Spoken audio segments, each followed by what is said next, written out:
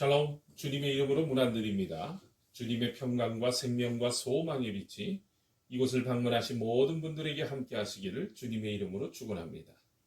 오늘은 본문에 의지하여 바꾸세요라는 제목으로 여러분들과 함께 은혜를 나누고자 합니다. 여러분, 세상에는 일시적인 것을 영원한 것으로 바꾸는 지혜로운 사람이 있는가 하면 영원한 것을 일시적인 것으로 바꾸는 어리석은 사람도 있습니다. 예를 들면 가룟 유다가 3년이나 예수님을 따라다니며 구원의 복음을 듣고 영생의 말씀을 들었음에도 불구하고 은 30냥의 예수님을 팔아먹고 영원한 고통과 유황불의 형벌을 받는 지옥으로 떨어진 겁니다. 또 있습니다. 에서가 잠깐의 배고픔을 참지 못하여 팥죽 한 그릇에 장자권을 팔아먹고 영원히 후회하는 사람이 된 것도 일시적인 것을 위해 영원한 것을 포기한 어리석은 사람의 한 예라는 겁니다. 사람들은 바꾸기를 좋아해요. 핸드폰도 유행에 따라 바꿉니다. 살던 집도 형편이 되면 저 좋은 집으로 바꿉니다.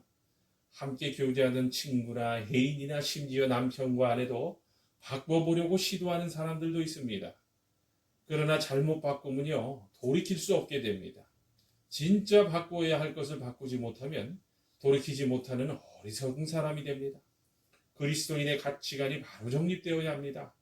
잘못된 가치관을 가졌다면 과감하게 바꿀 수 있어야 해요. 출세보다 더 중요한 것은 예수님 십자가 보혈의 능력으로 구원을 받는 일입니다. 성공보다 더 중요한 것은 영원한 생명을 얻는 일입니다.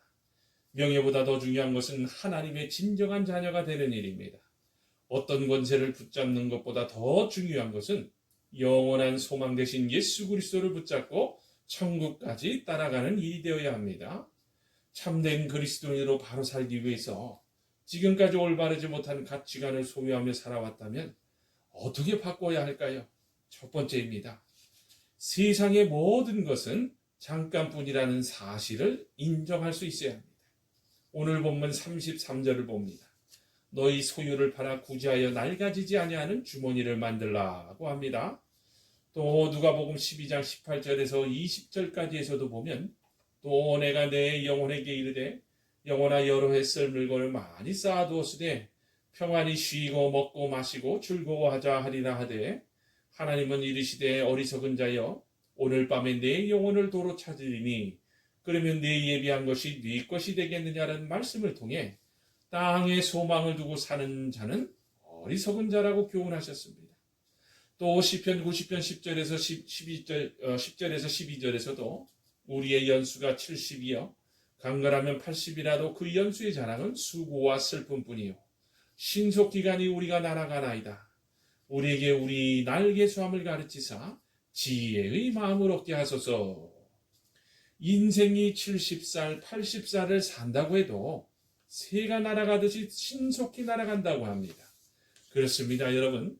인생의 연수가 아침 안개나 이슬처럼 들의 불처럼 시들고 정광석화와 같이 빨리 지나간다는 사실을 깨닫는 것이 지혜라는 거예요. 우리에게 우리의 날 개수함을 가르치사 지혜의 마음을 얻게 하옵소서라고 한 말씀처럼 이 땅에서 인생은 영원히 살 수 없다는 것을 빨리 깨달을 수 있어야 바꿀 수 있는 겁니다. 두 번째입니다. 영원한 것에 목적을 두고 살아야 합니다. 오늘 본문 30절 하반절을 보면요. 하나님께서 우리의 필요를 다 알고 계신다고 합니다. 이런 이야기가 있어요. 어느 날 공자의 제자가 묻습니다.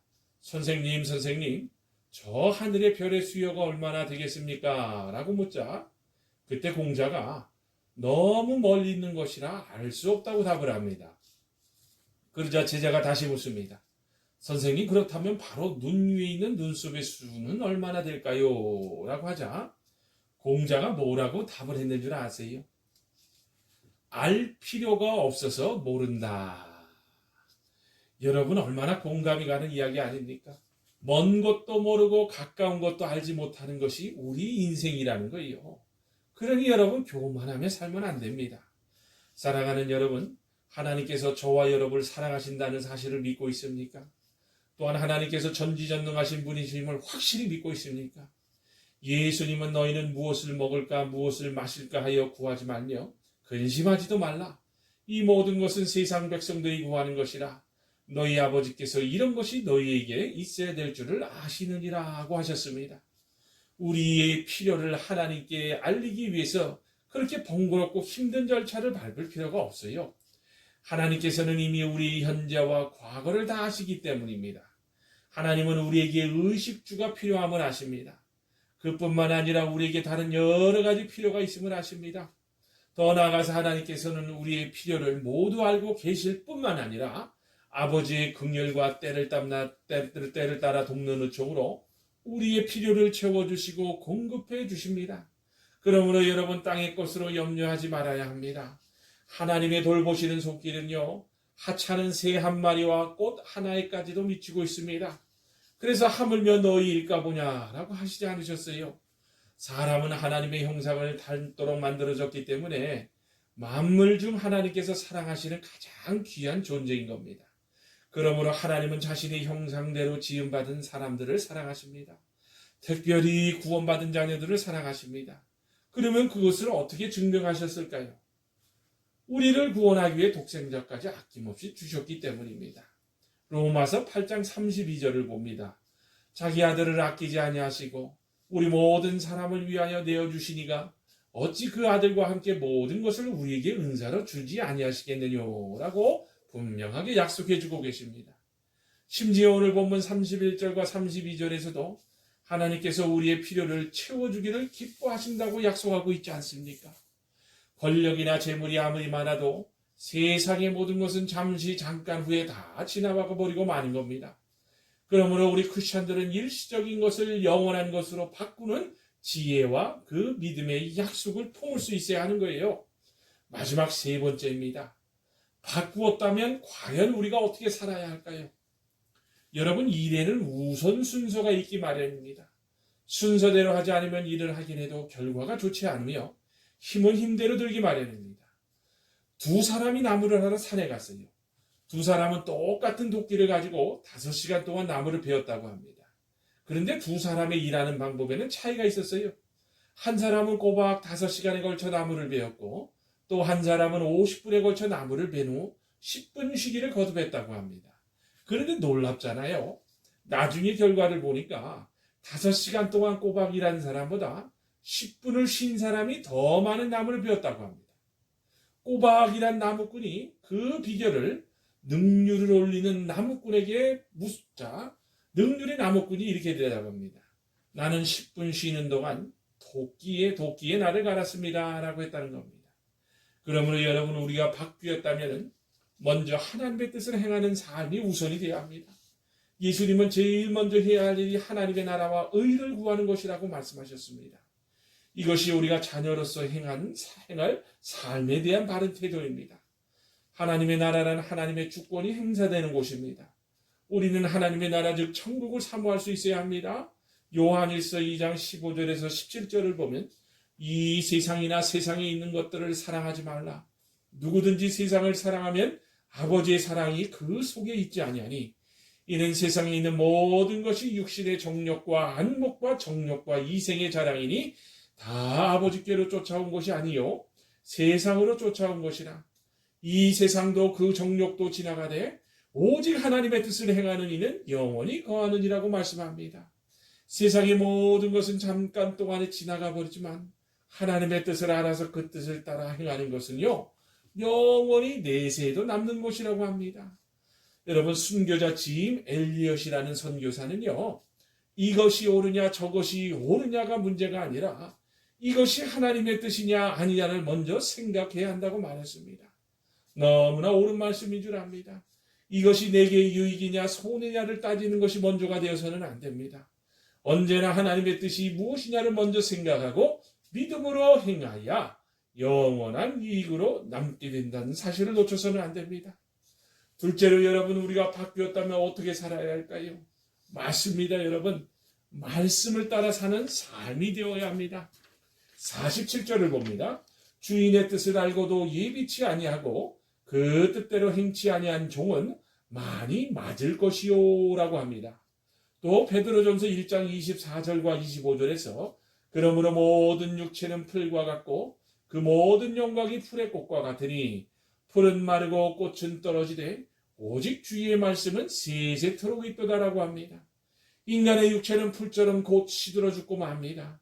인간의 모든 영광, 즉 권세나 인기, 이 모든 것들은요, 풀의 꽃과 같이 곧 시들어 떨어지고 맙니다. 여러분 똑바로 하셔야 됩니다. 저와 여러분들을 주의에서 구원해 주시고 하나님의 자녀로 성도로 구별되게 사랑하시는 하나님의 방법은 얼마나 큰 대가가 지불된 것인가를 알 수 있어야 해요. 깨달을 수 있어야 합니다. 성경은 이렇게 말씀합니다. 값으로 산 것이 되었으니 그런즉 너희 몸으로 하나님께 영광을 돌리라 하고 합니다. 또한 요한복음 6장 63절에서는요. 살리는 것은 영이니 육은 무익하니라. 내가 너에게 이른 말이 영이요 생명이라고 했습니다.